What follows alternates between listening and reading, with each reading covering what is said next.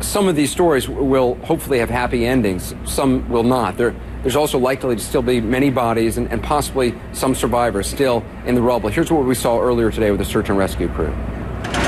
At Joplin's Home Depot, the search and rescue personnel from Missouri Task Force 1 have not found anyone alive.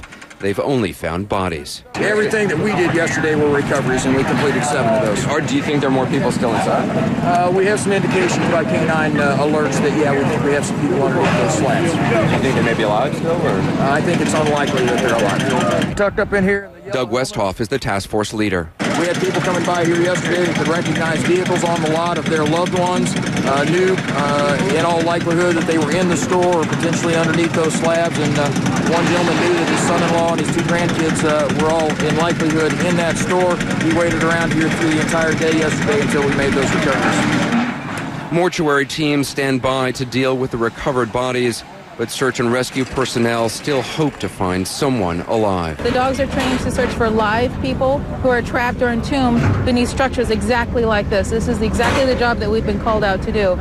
This task force has 4 dogs working in Joplin. Dr. Eliodora Chamberlain's dog is named Katie. They got to be naked because if you can see all this debris, if she has a collar on or a vest on, they could get trapped. So she's got to be naked. I take all of this off when I actually send her in. And when I get her ready to go, I direct her into the area. Many of the fatalities at the Home Depot have been found near the front of the store. People ran in. If they were huddled near the front, that would have been the most dangerous spot for them. Unfortunately, yes. Because that's where the walls would have That's where the walls came down. They've used heavy equipment to drill through the collapsed walls and check underneath. Then they push the walls out of the way. This is actually a wall of the Home Depot. Sure.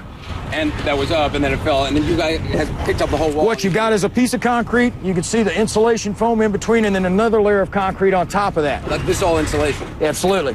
The walls may have collapsed, but oddly, the tornado left many of the store shelves still standing. This was a much more survivable environment here than it would have been to be at the front of the store where those huge concrete walls came down on folks. Have you already been through this area? Yeah, even with the front of the store being inaccessible, we were able to probe in from different places. With so much heavy equipment needed, the search is sometimes frustratingly slow. How much are you working against the clock here in terms of the bad weather coming later today? We're working against the clock all the time, both for the survivability profile and then the forecast for the bad weather.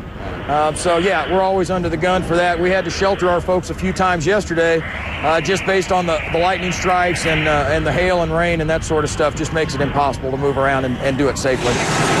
Time is running out, and there's still so much to do. Doug Westhoff is trying to be optimistic. If the space is right, if the void is big enough, these people, people can last many days like this. So we're 2 to 3 days into this thing, and we're sort of the eternal optimists out here, Anderson. We're gonna maintain hope just as long as we can. The reality is always creeping in the back of your brain that this is becoming less and less likely a rescue and more likely recoveries, but that's the reality of the world we live in. By the end of the day, they find one trapped person, but sadly that person had already died. The searching continues, however, even here in Joplin, amidst all this misery. Even here, there is still some hope.